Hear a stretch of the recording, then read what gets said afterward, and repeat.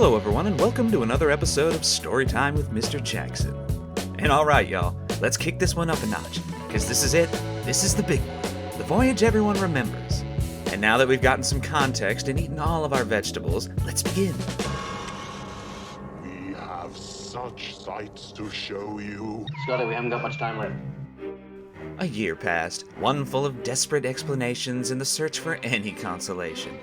For upon his return, Barentsz tried to drum up interest in a new push north, pointing out the abundant wildlife and the value of their oils and ivories. But his backers were far more focused on the dead sailors and the lost cargo to give much of a crap right now.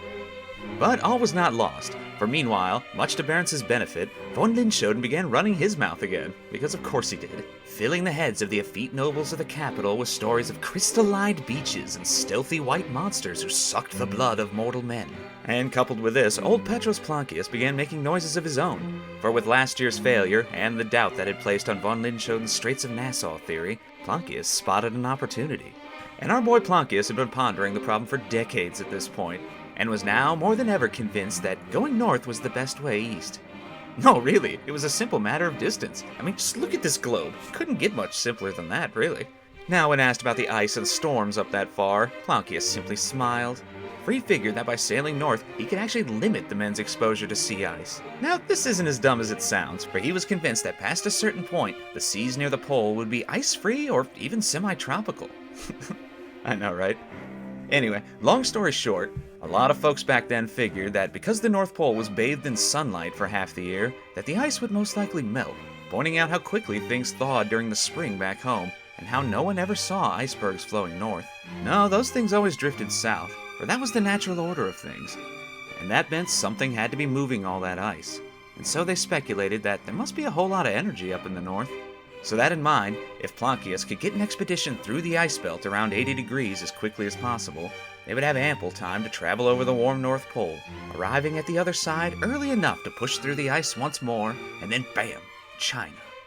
If done correctly, this could cut a good 6,000 miles off the trip, thus saving time, money, and most importantly, lives.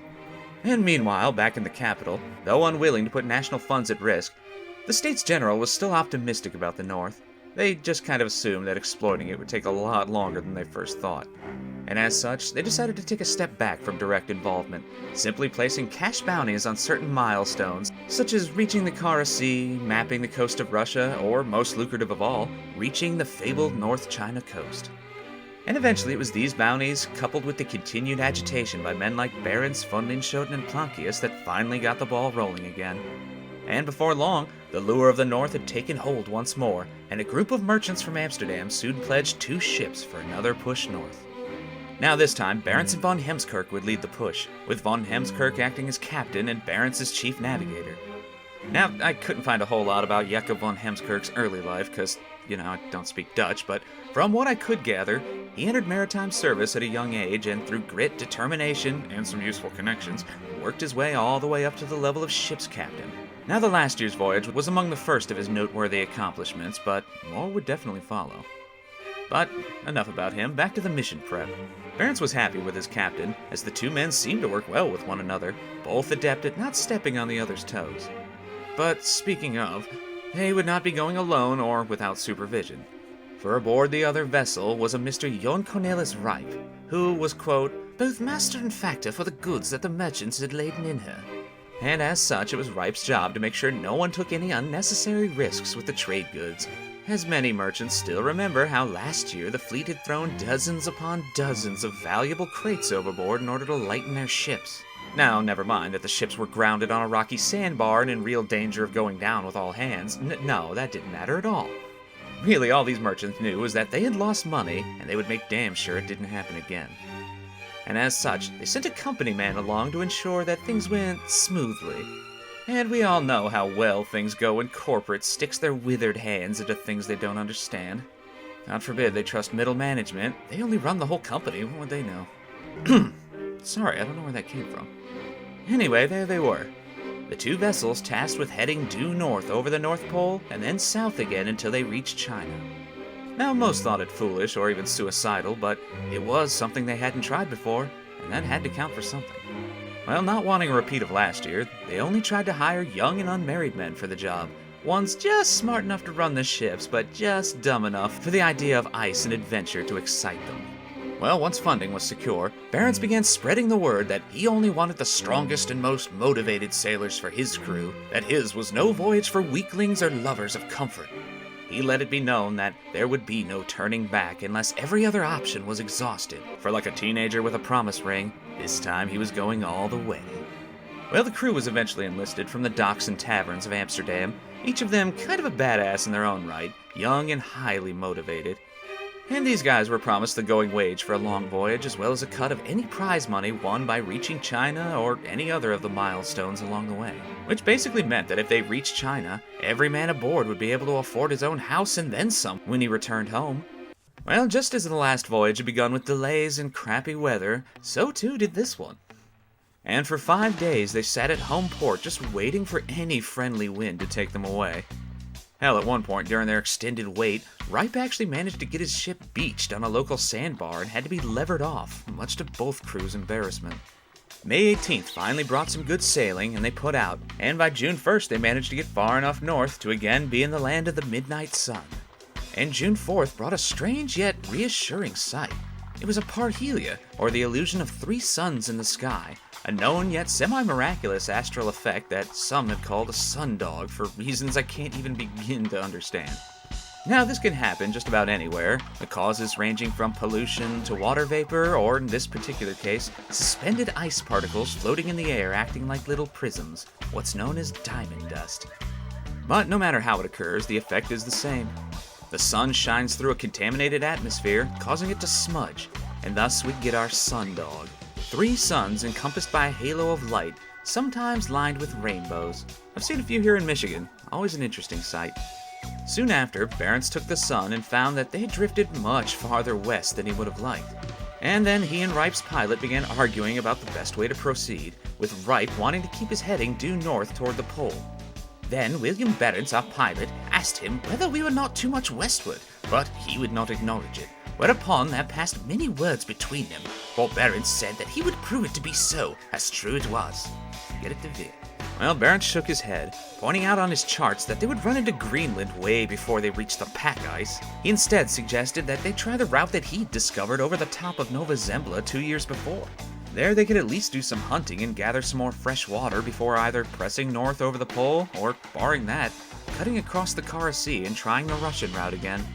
But too bad for Barentsz, Ripe was as stubborn as a mule and about half as interested, as several times during the voyage, Barentsz would make a case for turning east, and each time Ripe would nod and pretend to be interested, saying, "Aha, I see," and all the while waiting for Barentsz to stop making noises with his face. And after Barentsz had made his case, Ripe would simply stare at him blankly before simply stating, "Do whatever you want, I don't care," while continuing on his original course like Barentsz hadn't said anything at all. Oh, passive-aggressive, that's the word. Yeah, Ripe was super passive-aggressive. Even for small things like avoiding rocks, Barentsz would attempt to steer away, and Ripe would just simply ignore him, quickly forcing Barentsz back into formation lest he lose the other ship. Ripe and his navigator was simply rigid, unyielding. And so they went, drifting far to the northwest. On July 11th, they stopped at a small island, allowing the men to go ashore and explore for a few hours. That is, until a guy spotted some sheer cliffs down a way, and of course the men decided to climb the damn things in search of bird eggs. Well, after a while of gawking and stealing bird children, the men began to search for a way down. But, unfortunately, they would find getting down way more challenging than climbing up. "We thought we should have broken our necks, it was so slippery. But we sat up upon the snow and slid down, which was very dangerous for us to break both our arms and legs. For that at the foot of the hill there was many rocks which we were likely to have fallen upon. Yet by God's help we got safely down again. Meantime, William Barentsz sat in the boat and saw us slide down, and was in greater fear than we to behold us in that danger." Get it to Vic. But there were casualties, however, as most of the men's pants had been shredded, and for more than a few of them had worn straight through, forcing them to walk around in assless pants until replacements could be sourced later that day. Well, the next day, men were farting around on the ship when a polar bear was spotted not far off. "The 12th of June in the morning we saw a white bear, which we rowed after with our boat, thinking to cast a rope around her neck. But when we neared her, she was so great that we durst not do it, but rowed back again to our ship to fetch more men in arms, get it to veer. That's the most foul, cruel, and bad-tempered rodent you ever set eyes on! I love the image of them just running up on this thing, only for her to thrash and roar so violently that it sends them rowing away in terror. And, as Devere said, the men rushed back to the ship, grabbing their heavy guns and some more pointy tools before piling back into the boat for some revenge. And so, being well furnished of men and weapons, we rowed our boats onto the bear and fought with her while 4 glasses were run out. 2 hours. Yeah, glasses at this time were usually about half size, making one glass about 30 minutes. For our weapons could do little hurt, and amongst the rest of our blows that we gave her, one of our men struck her in the back with an axe, which stuck fast in her back, and yet she swam away with it. But we rowed after her, and at the last cut her head in sunder with an axe, wherewith she died. And then we brought her onto John Cornelison's ship, where we flensed her and found her skin to be 12 foot long. Get it to veer.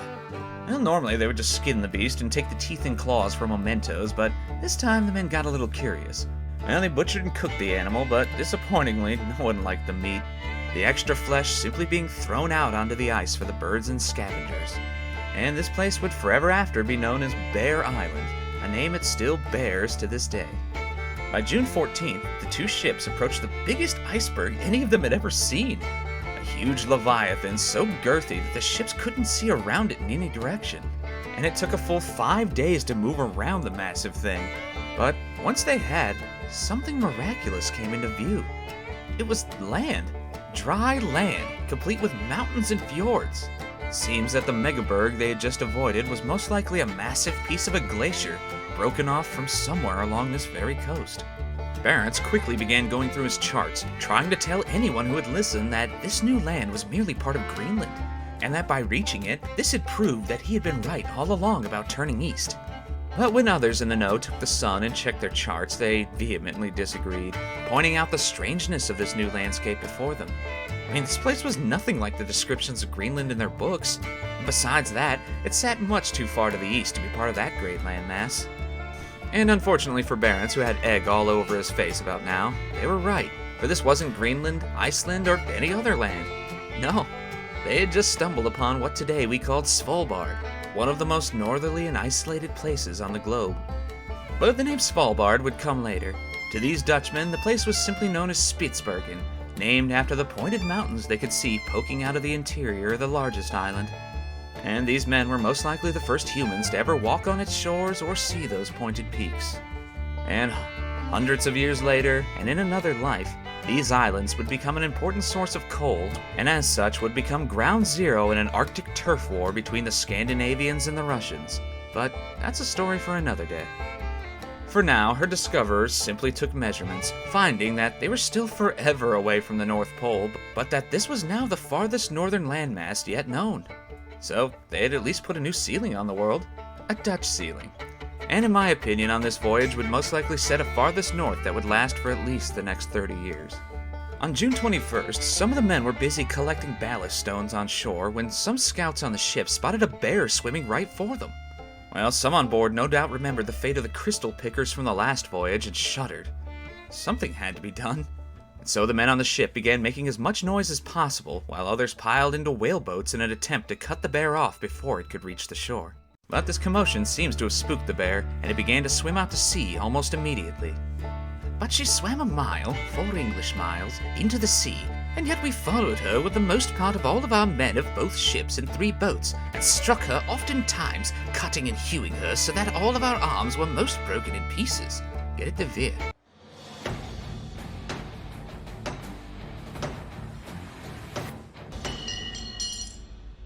Yeah, as I said before, for whatever reason, their weapons would shatter like glass upon impact with most Arctic megafauna, this rendering most of their hand weapons all but useless. Hunter, your blade has suffered a catastrophic failure and can no longer continue with testing. For that reason, I have to dismiss you from the forge. But regardless, the 3 boats harried the bear, each passing as close as they dared as the crew beat at the animal with axes and pole arms. Now the bear fought as best it could, even at one point putting a big hole in the side of Barentz's own little boat. but eventually these drive-by beatings and not more than a few gunshots took their toll, and the bear began to weaken and soon expired in a similar way to all the others, death by 1,000 cuts. Well, the men skinned this bear as well, throwing away the meat this time, her pelt being some 13 feet long when measured.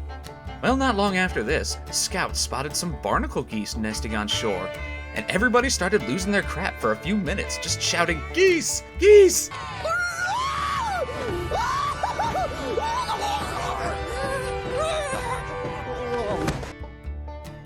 Which we saw sitting upon their nests and drove them from them, and they flying away cried, "Red, red, red!" And as they sat, we killed one goose dead with a stone, which we dressed and ate, and at least 60 eggs did we take with us aboard the ship. Get it, Devere? Yeah, weird as it might sound, no man living had ever seen a barnacle goose nest, and pop culture of the time was rife with all sorts of outlandish rumors and legends about them, and where they disappeared to each year. You know, they probably went to the same place all the socks go. Well, two of my favorites were them spawning from garbage or morphing horrifyingly from barnacles on a ship like something out of a John Carpenter movie. And the men were well aware that this was a great discovery, for humankind now knew for sure that geese didn't split like cancer cells or rip from the innards of a large fish to breed after all. Science! Well, the men sat in reverence and awe for about 2 seconds before killing one of the mythic birds and stealing about 60 of their eggs. Miracle discovery or not, they were hungry for something other than salt pork and hardtack, so why not the offspring of a creature of myth and legend? After all, they might indeed be the first humans in history to have ever partook in such a feast. Well, the men made the most of their time in this alien world, taking star sightings and noting the geology and wildlife. For unlike previous explorers, they came in search of knowledge as well as tangible wealth, for they knew that any of their observations might prove useful in the right hands. After that, we hoisted anchor again and sailed along by the west side of the land, and then our men went on the land to see how much the needle of the compass had varied. Yeah, it's much easier to take a reading on land than at sea. I mean, for one, a ship has a bunch of iron nails and other metal bits all throughout that can mess with your compass. And secondly, it's kind of difficult to take an accurate reading when your ship is just sitting there bobbing and swaying like that one tree limb hanging over the garage roof that you're just too damn lazy to cut until it wears a hole. Sorry, I don't know where that came from. Meantime, there came a great white bear swimming towards the ship, and would have climbed up onto it if we had not made a noise.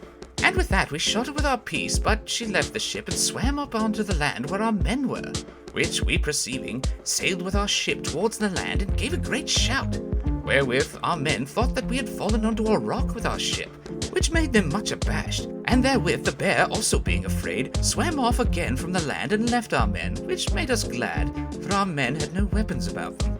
Get it, Devere? Yeah, everyone had a mild heart attack, but the bear swam off, just as freaked out as the Dutchman. And after that, no one wanted to stick around, so they rose anchor and moved up the coast some 16 miles to a less bear-ridden spot. June 28th. Well, the crews were just minding their own business when suddenly the cacophony of thousands of flapping wings in unison broke the monotony of their daily grind.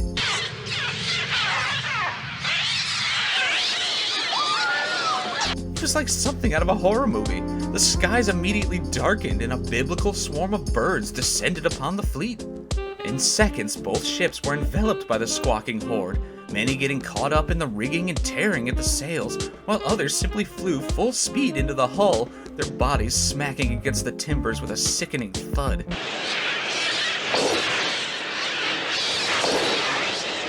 But just as quickly as they had come, the swarm moved on, leaving everyone super confused and profoundly unnerved by whatever the hell that just was. Well, after that, for the next few days, they attempted to press north, but weather and ice refused to cooperate. You're ugly, you're disgusting, I'm gonna kill you, give me $200. No, despite their best efforts, their only way forward was to continue south. And so they went, all the while looking for any break in the ice that would allow them to continue. Well, on July 1st, scouts reported land ahead, one that was strangely familiar. In fact, it was the Bear Island of all places. It just made a big circle. Ugh, how productive. Well, the two ships soon pulled close by the land and put down their anchors, calling a council of officers. The 1st of July, we saw the Bear Island again, and then John Cornelison and his officers came aboard our ship to speak with us about altering our course. But we being of a contrary opinion, it was agreed that we should follow on our course and he on his. Which was that he, according to his desire, should sail unto 80 degrees again, for he was of the opinion that there he should find a passage through on the east side of the land that lay under 80 degrees. Get it, David? Yeah, Ripe was still a staunch proto-company man, and as such would do anything and everything in his power to complete the task as requested. After all, much smarter men than Willem and Barentsz had set their course precisely, so who were either of them to alter it? No, Ripe was tasked with finding a breach in the great ice wall around 80 degrees and sailing the warm polar seas beyond to China, and that's exactly what he was going to do. You know, despite the fact that they had literally just tried and found the area totally impassable, but, you know, the boss said to do it that way, so he would do it that way. Well, Barentsz simply looked at him like he was a bus stop prophet, simply dumbfounded at this man's capacity for self-deception. No, Barentsz was just done. He wanted none of Ripe or his plans. He'd just been up there and found no such waterways or promising rivers. The man was simply touched in the head, and what was worse, wasting his time. Do you smoke crack cocaine? Exactly. Yes, I have some more crack cocaine. No, Barentsz wanted to go south to Nova Zembla, where he would round the northern coast and try again for China via the Kara Sea and the Russian coast. That way, he could at least stay near land, finding depot spots and possibly port where he could refit and win her over. After all, he was trying to establish a new trade route, not satisfy Plancius and the academic's weird North Pole fetish. I mean, sometimes you just have to call an audible, man. Well, Ripe listened to everything that Barentsz had to say, going, aha, several times before then telling Barentsz to just do whatever you want, I don't care. Ripe was going to try for the North Pole again, but you know, if Barentsz wanted to go off adventuring, there wasn't much he could do to stop him. So you know, do whatever you want, I don't care. Well, and Barentsz was all too happy to call his bluff this time. Dude was just like, alright, bye Felicia. And later that day, the two ships said their goodbyes and split, with Barentsz no doubt glad to be rid of Employee of the Month Ripe. Have fun on Spitsbergen.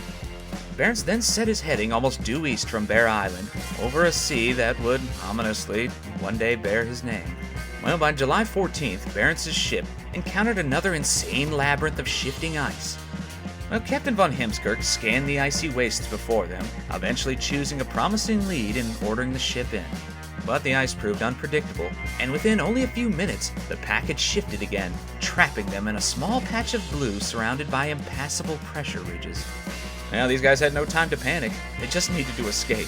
Crewmen then jumped out onto the ice with axes, saws, and picks, each exerting himself to the limit of human endurance as they hacked and tore at the ice. And, despite the hardship of it all, their work soon bore fruit, and they were able to cut their ship free before the pack ice shifted again, which in that case would have erased all their work in mere seconds and maybe even crushed their ship. On July 16th, they spotted a bear just minding its own business out on the ice, and, you know, because of reasons, shot at the creature as they passed. And thankfully they missed their target, and it ran off onto a nearby ice sheet. But this was good news in its own way, as the crews assumed that a bear couldn't be too far from land. Nova Zembla had to be close by. And they were right. For on July 17th, the men finally reached Admiralty Island off the coast of Nova Zembla, and morale improved as the men continued up the northern coast of Zembla until ice eventually drove them into a small harbor where they were soon frozen in. And this was no big deal, they must have thought. The ice would clear, it always had before.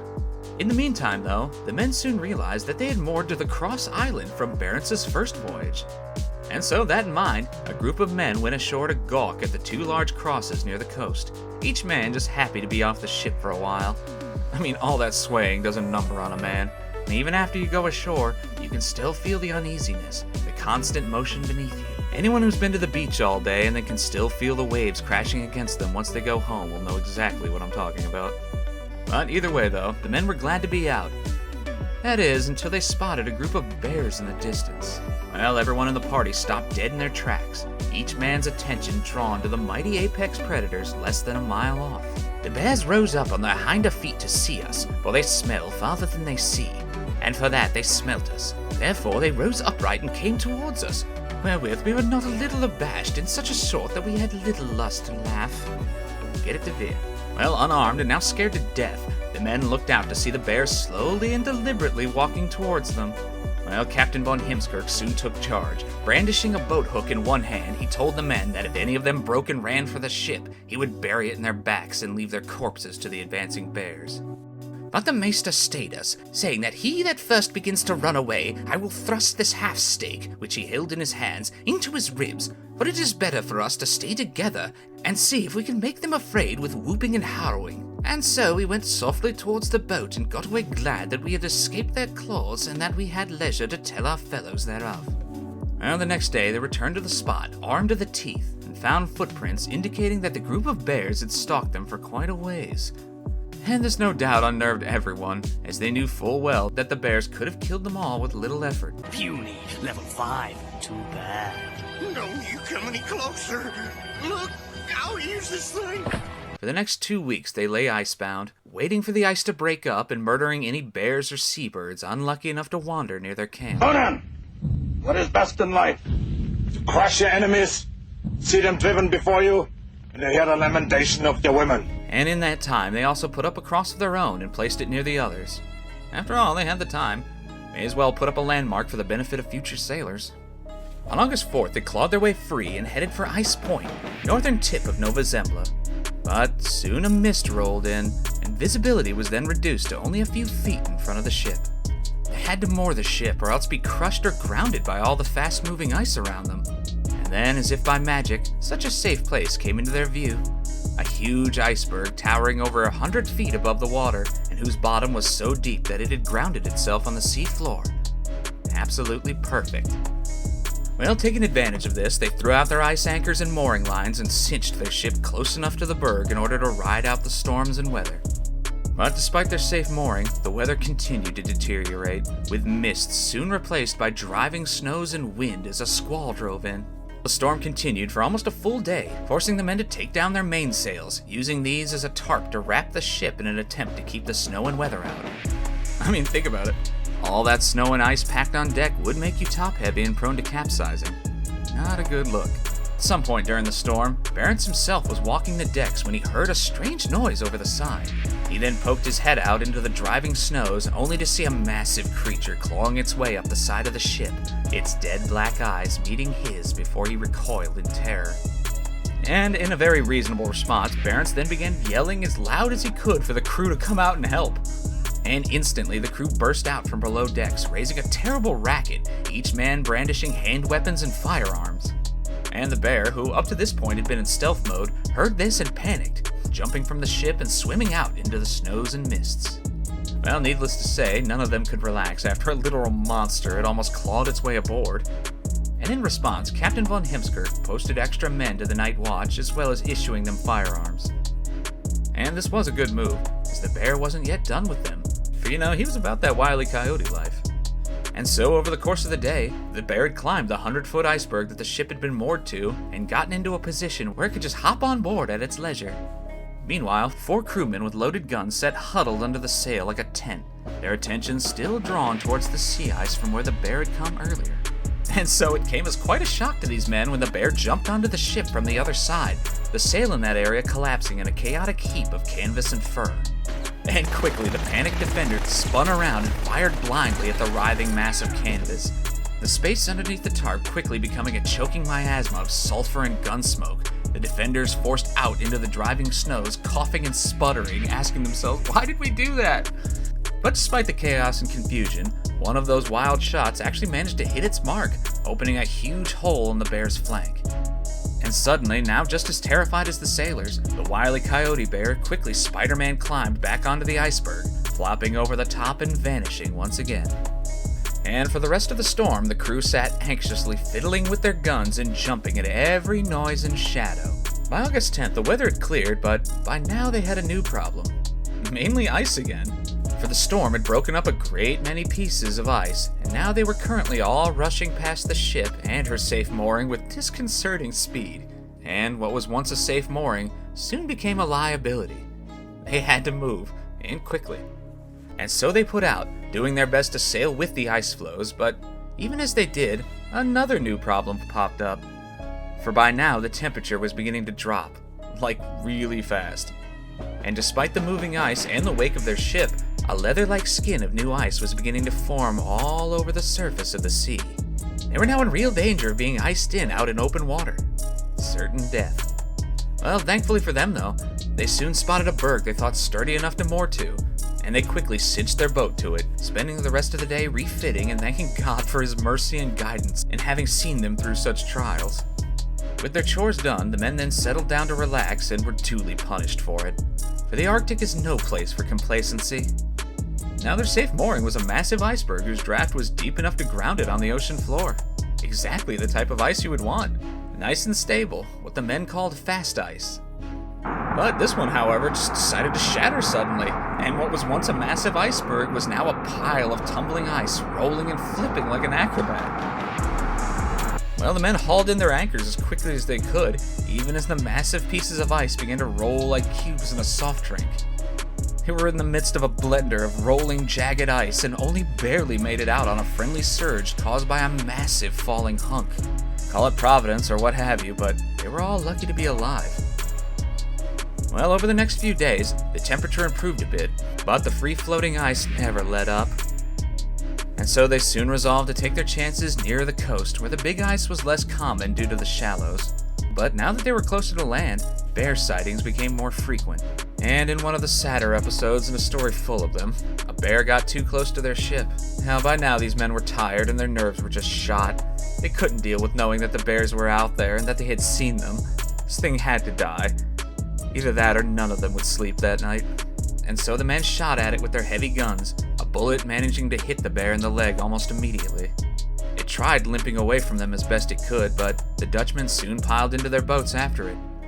And mangled as it was, the bear was pathetically easy to catch. They then skinned the beast and threw its moist hide on the growing pile. Well, by August 15th, they had reached the Orange Islands from Barentz's first voyage, soon putting in to escape the encroaching ice and choppy winds. The ship had been forced into a harbor too small to turn around in, and thus had to be turned manually. As most of the men worked at turning the ship using large poles, others put out in a small boat to move the anchor.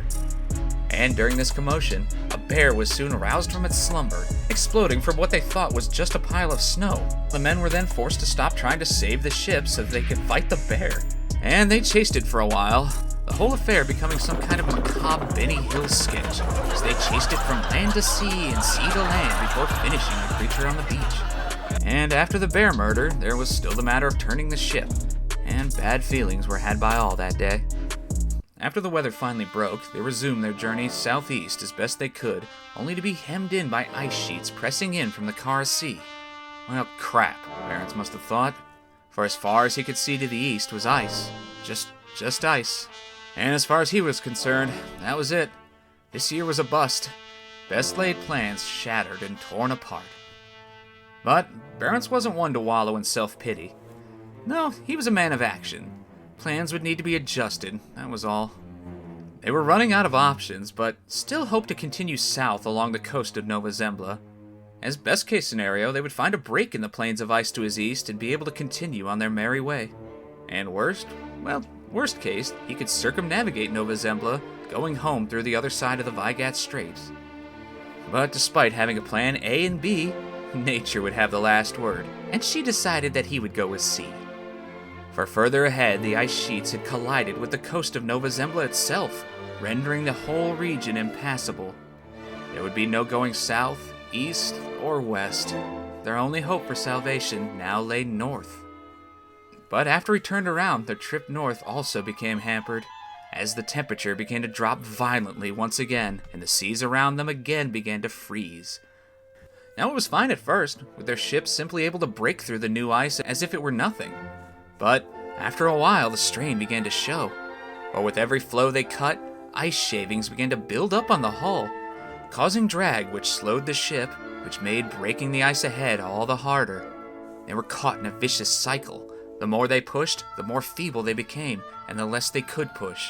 Their ships soon became beset by the ice. Their progress stopped completely.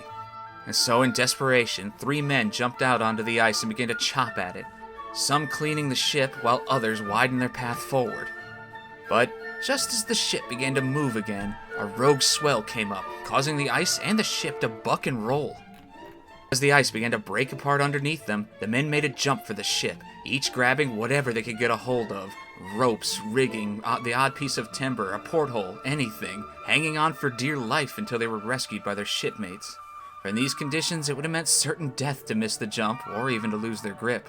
By August 27th, the crew had barely managed to get back to Icehaven, tired and just numb to the world.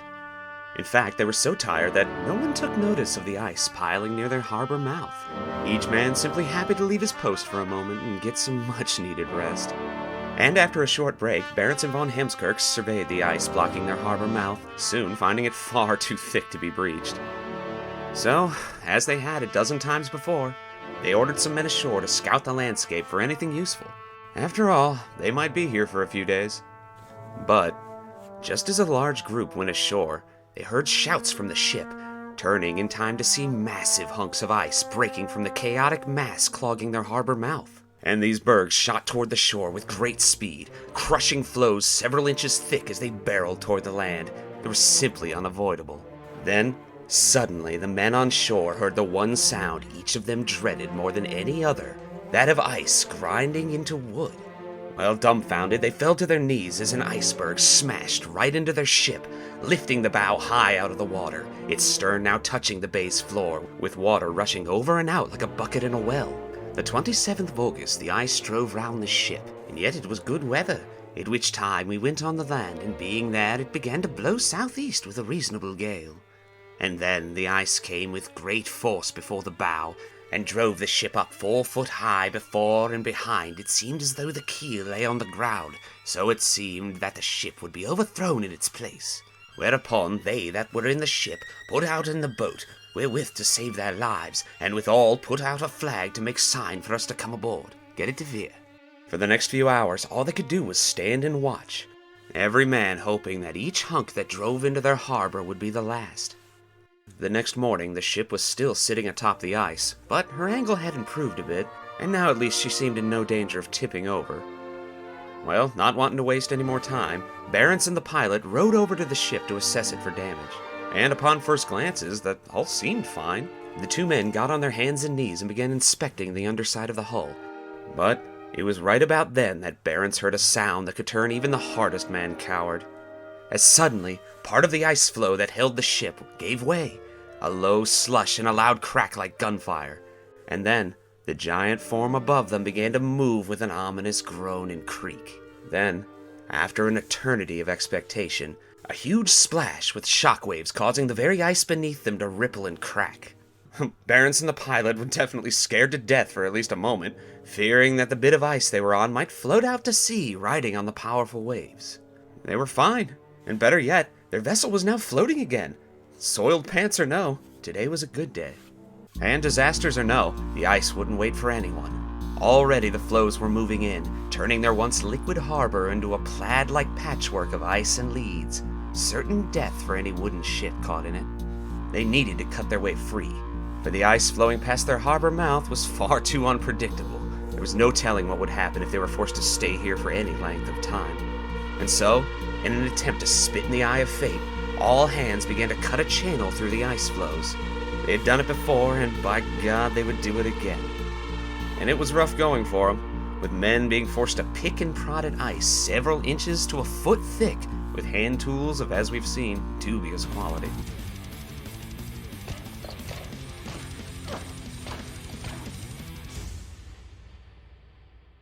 The 29th of August, the ship lay upright again, and we used all means we could, with iron hooks and other implements, to break the flakes of ice that lay one heaped upon the other, but all in vain, so that we determined to commit ourselves to the mercies of God, and to attend aid from him, for that the ice drove not away in any sort that could have helped us. And the work on the ice was soul-crushing and ultimately futile, with men simply collapsing from exhaustion.